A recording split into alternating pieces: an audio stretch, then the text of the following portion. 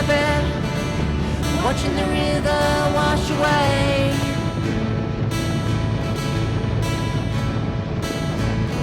Gotta get the fog from my head. What am I gonna say?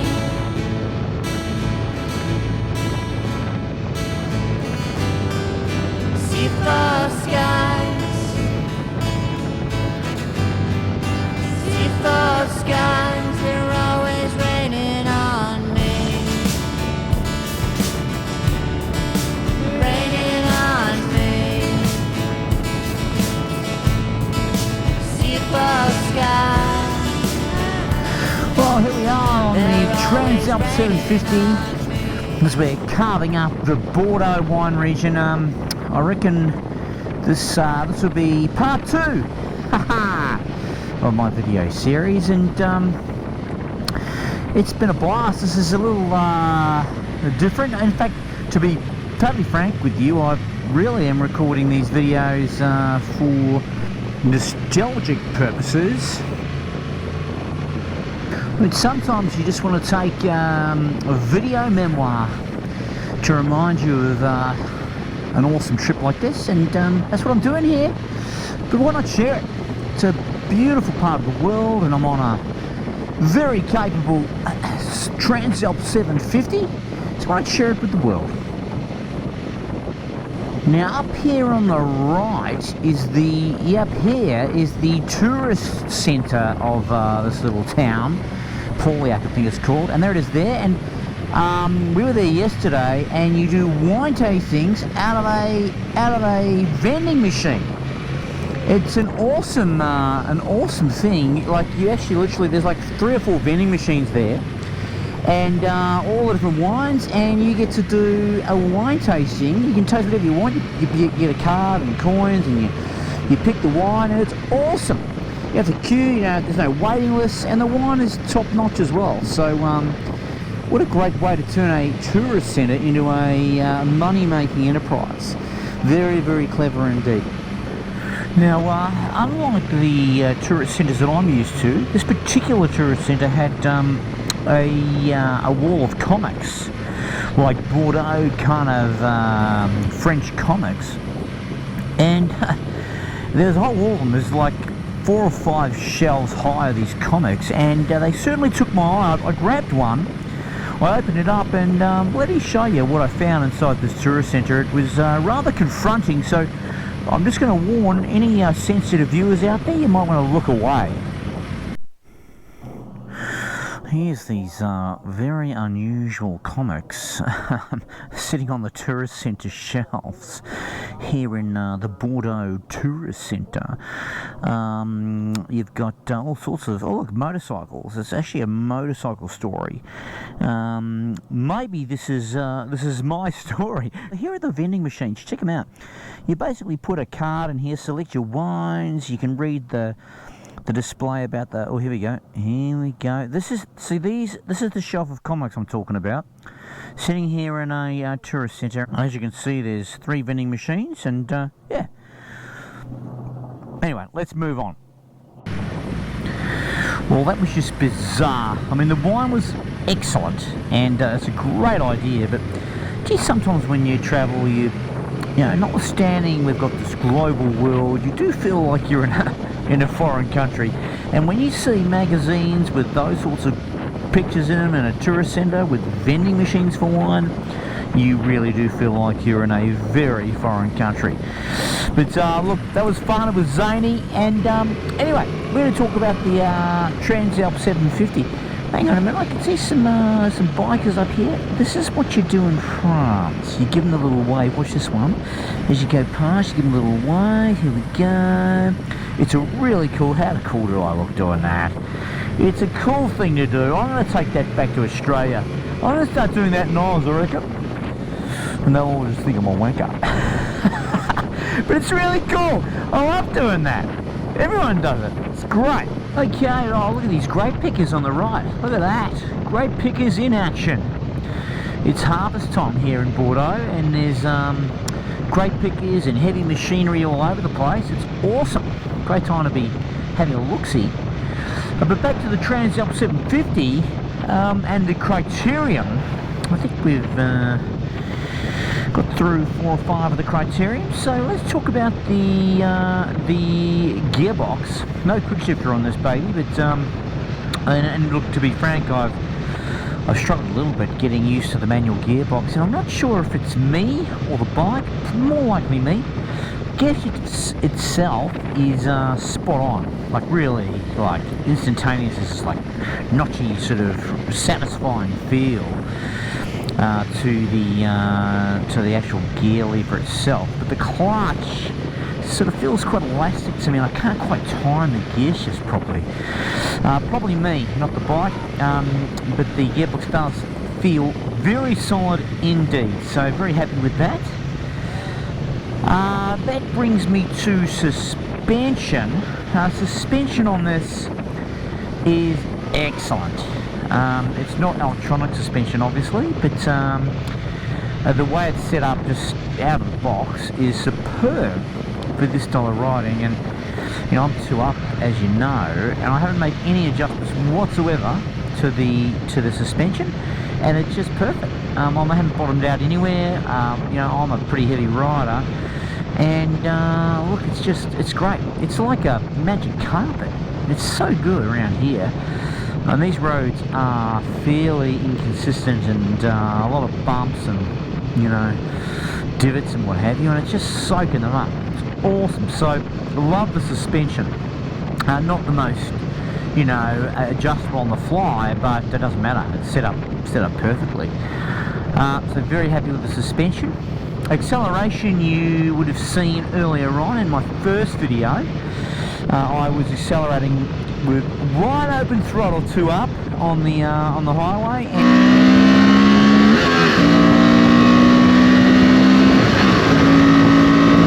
Look, it wasn't earth-shattering super bike, but it was fun.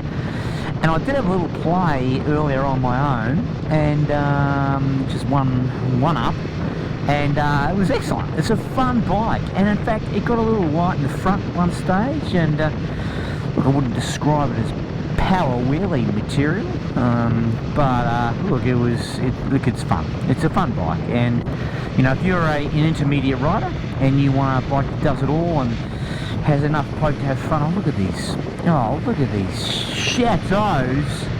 Magnificent! Absolutely glorious! Look at that! Holy shitballs! Imagine living there. Chateau Vertefort. Oh, it's bloody awesome. Oh, you come around the corners and you just get greeted with sights like that. Unreal. And then on the left you see the wide expanses of the vineyards. Just superb. Look at it. Beautiful, beautiful countryside.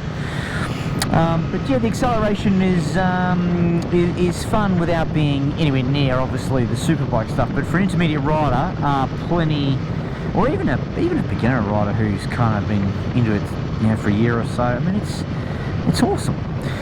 Braking is perfectly set up for this bike. Like, it's not like Brembo Stylema territory, but for the power and the overall package of this bike, it's not under brake, it's not over brake.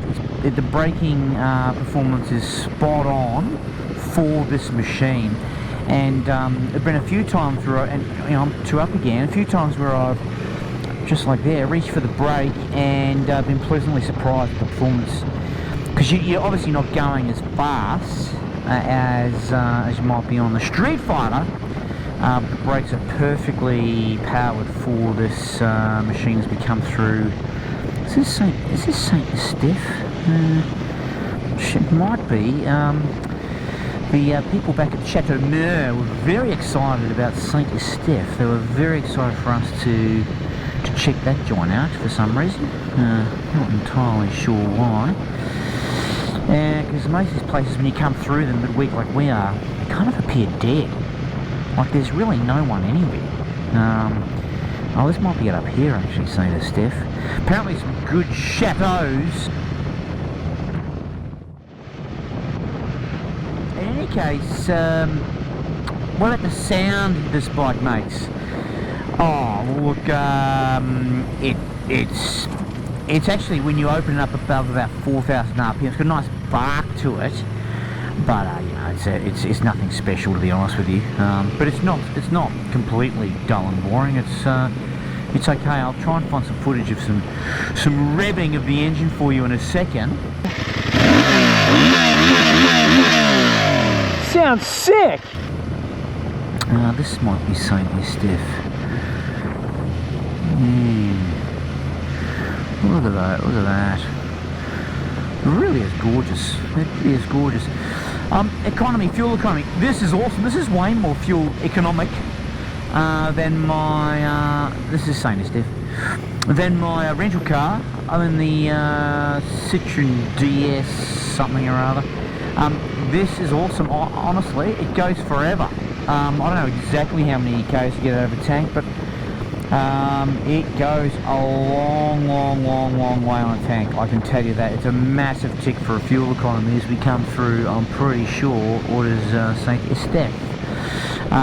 So no issues at all with fuel economy. Great tourer from a fuel economy point of view. Pricing I'll have to check for you, but I can't imagine this is a very expensive machine. I imagine it's very accessible. Yeah, here we go. Look at this gorgeous countryside. Absolutely glorious through here. Might be time for a little bit of Exodus.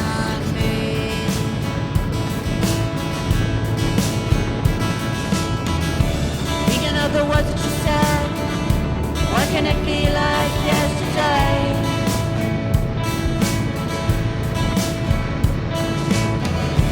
Let it soak into my head.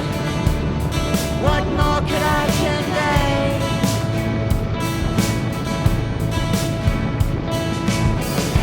Those dark rain clouds, they'll go away.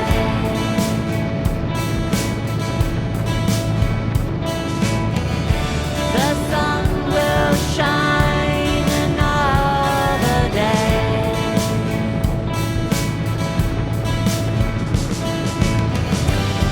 It's no surprise.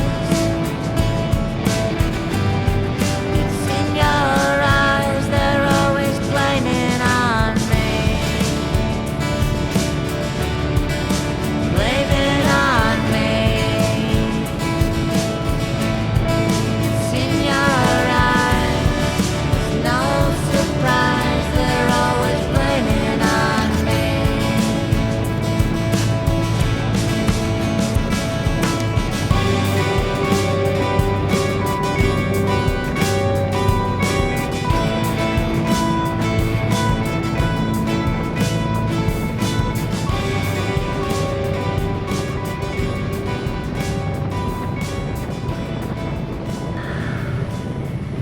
Well, we're just coming out of the back end of Saint Estèphe now, and these towns are all joined together by these kind of cool, you know, back roads. This is getting a bit narrow through here, but we're heading to the top right, so the, what's that, the northeast side of the Medoc, I don't know if you call it a peninsula or whatever, anyway, that landmass. We're heading up to the top there, where there's actually a crossing over to the mainland, but we might not get that far, because we're thinking about doubling back to go to the big sand dunes on the west coast of France for lunch. And that sounds like a mission, and it probably will be. No, that's what we intend to do. So we're going to just stop up here. We're going to find somewhere for a drink, and then we're going to head west and try and get to the sand dunes for lunch. And you find all these wine harvesting kind of activities through here. You can see in front of us there's this truck full of like what looks to be grape vines or offcuts or something. Smells glorious. And we're heading up the north now. We're right up towards the north east part of the Medoc sort of peninsula, and the roads get narrower and bumpier, and the vineyards cease to exist up here. I think there's a particular part where it becomes swamp. It all used to be swamp, and this part of the land is probably regarded as not so good for grapes, and it just gets a little bit sort of hairier through here. So we're just going to look for a place to stop for a drink, and then we are going to head west. So one more video to go, and that'll be our trip across from the east part of Medoc to the west part of Medoc, which I believe is going to be a mission to try and get to this awesome restaurant that overlooks the sand dunes for lunch. And I suspect that's going to be a good 3 or 4 hours of riding, to be honest with you. So stay tuned for that part of our adventure. I hope you've learned a little bit about the Transalp 750 and enjoyed the views, because that's really all these videos are about. See you later.